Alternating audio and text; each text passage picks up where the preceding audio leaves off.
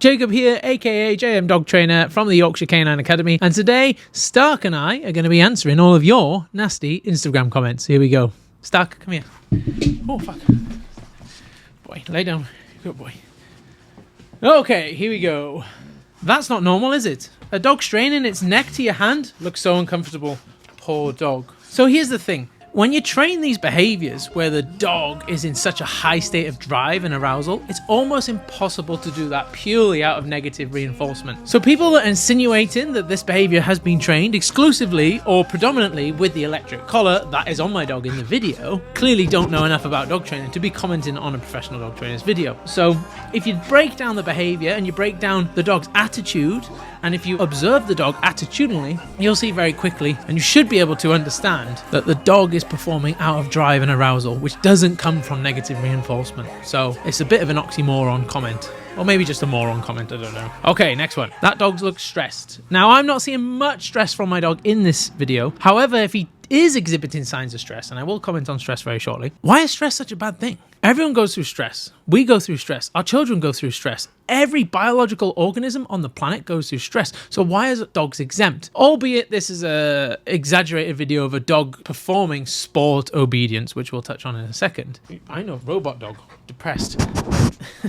And so if a dog is a little bit stressed, ultimately no adaptation occurs, whether that be behaviorally, physically, mentally, without some sort of stress. So avoiding all stress isn't doing anyone any favors, especially not your dog. Next one. Or, just train your dog with positive reinforcements instead of being lazy and using a shock collar. Have you tried that? Again, another comment that insinuates that this dog has not been trained with any positive reinforcement, when in all likelihood, most dogs, sport dogs especially, have been trained with a lot of food and a lot of toys, because of if the dog isn't showing up attitudinally, you're going to get dog points. And if your dog isn't looking happy and your dog isn't in that state of drive and arousal, you're going to get dog points. It's absolutely absurd that you could watch a video like this and think that no positive reinforcement has taken place. Again, this is someone that probably doesn't understand dog body language or how operant conditioning works, because again, if the shock collar was used to train this heel work and this behavior, the dog would be flat as a pancake, which is evidently not in the video. The dog looks stressed. I'd rather see a dog walking along normally. The dog's head stretching up to touch your side can't be comfortable, and it's not a natural position.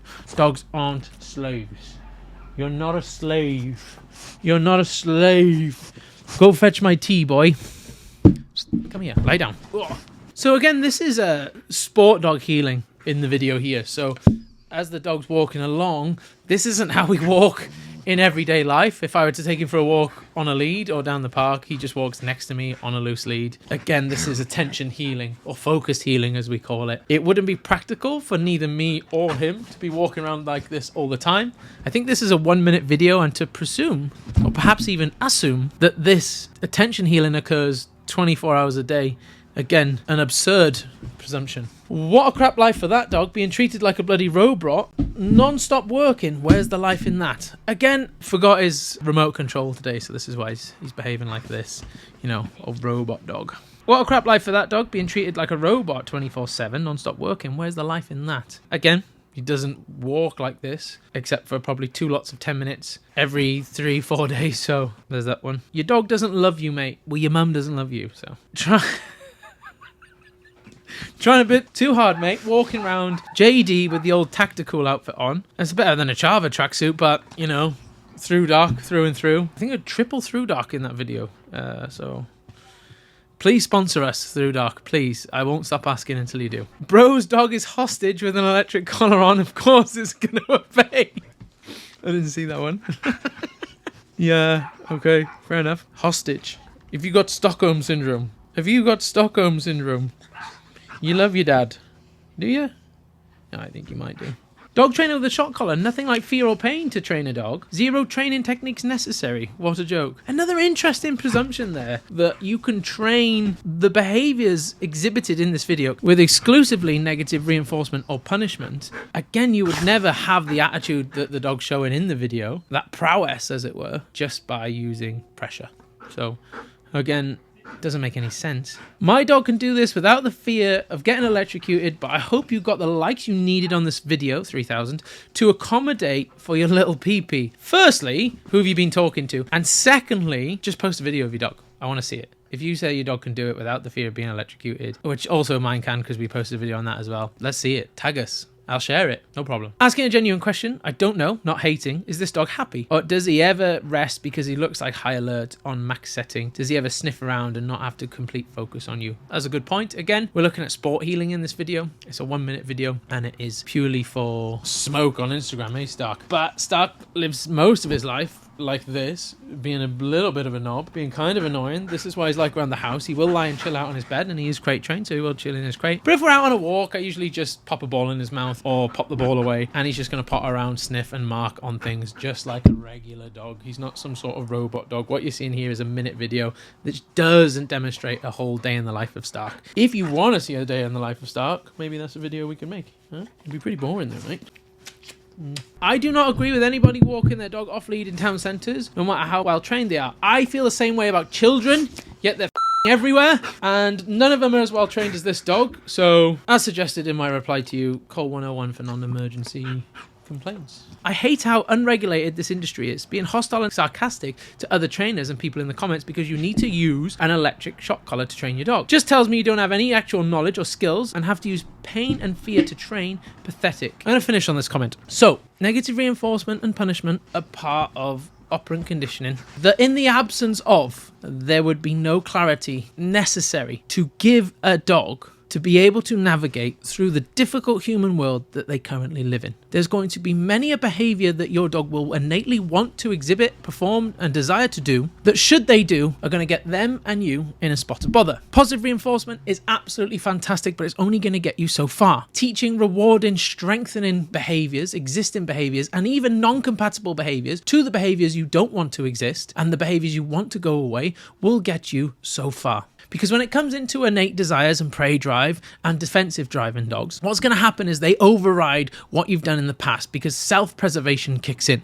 And when that kicks in, no positive reinforcement, no counter conditioning, no high-value treats are going to overcome your dog's desire to chase that squirrel, to bark at that postman, to chase that bike. Because of the people commenting on these videos, they typically have a dog that has, one, got a head halter, which is a much more aversive tool than an e-collar. Two, have got something like a Labrador or a Spaniel that doesn't have crazy drives compared to perhaps a working line Malinois. So they're going to comment based on a small select pool of dogs that they may have got so far in, or perhaps just lucky with positive reinforcement. So I challenge anyone to take a dog that has similar drives to my dog Stark and be able to train them exclusively through positive reinforcement to anywhere near the level of control that you're seeing in this video here, and I will personally share your video and give you a thumbs up and well done.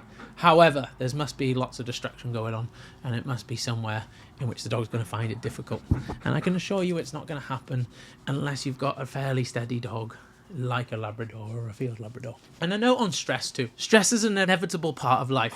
And should we avoid all stress in training our dogs, they will never be prepared and will never receive the preparedness to deal with the inevitable stress that will be thrown at them via life. By avoiding all stress and avoiding stress at all costs, you're not doing anyone any favours, particularly not your dog. And I will die on the shield because of ultimately stress happens. It's going to happen. Your dog is going to be exposed to stress. So if we see stress in a training session and we completely abort that training session, our dog will never understand how to turn it off. That the fact that stress does go away and the fact that they have felt that stress before, they've overcome it and they will survive that particular situation in which they or us cannot control. So please don't avoid stress. If your dog shows signs of lip licking and their ears maybe going back a little bit, absolutely fine. Imagine if we did that to children. Imagine every time the going got tough, we were like, okay, you don't have to do it. Imagine the society we would build, because I can tell you now, it's going that way. Backbones are vacating quickly. What is up with you? So anyway, that's my note on positive reinforcement versus other quadrants of operant conditioning. To also summarize, just because of a particular tool is used does not automatically mean that other quadrants, such as positive reinforcement, perhaps negative punishment, are vacant in that training picture. That's an unfair presumption, not only for dogs and dog trainers, but for anyone that may be consuming online dog training content that may be getting the wrong picture. And we're going to wrap it up here because he's going to go for his robot walk. We're going to take your remote control and we're going to head out. Maybe we'll go bite something, huh? Okay, cool. That's about us. Thank you for your comments. Please keep commenting. It does our engagement and the algorithm a world of good. Thanks. Say bye.